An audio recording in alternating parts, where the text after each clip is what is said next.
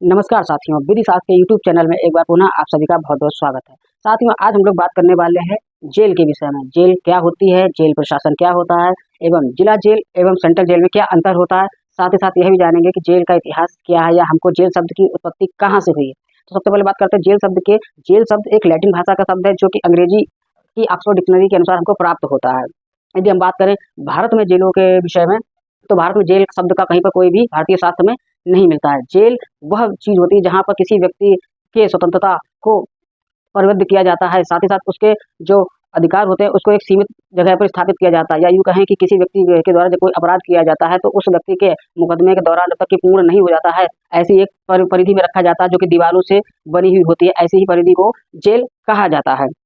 अब बात करते हैं कि भारतीय प्राचीन भारत में जेल शब्द का कहाँ पर प्रयोग हुआ या कहाँ पर मिलता है। तो हमारे जो भी वेद पुराण शास्त्र हैं इत्यादि हैं, इसमें जेल शब्द का कहीं भी उल्लेख नहीं मिलता है। हमारे यहाँ पर कारागार शब्द का प्रयोग लाया जाता था, जो कि हमारे शास्त्रों में भी हमको प्राप्त होता है।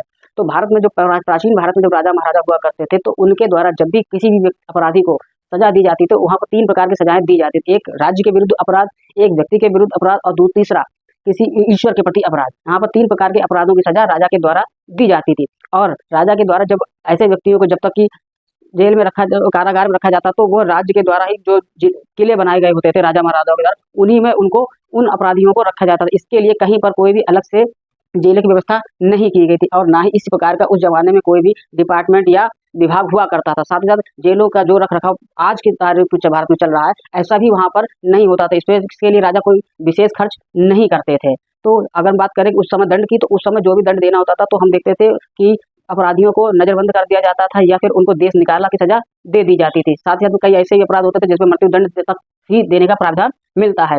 तो अब बात करते हैं कि जेल शब्द प्राचीन में नहीं मिला, अब मध्यकालीन भारत में।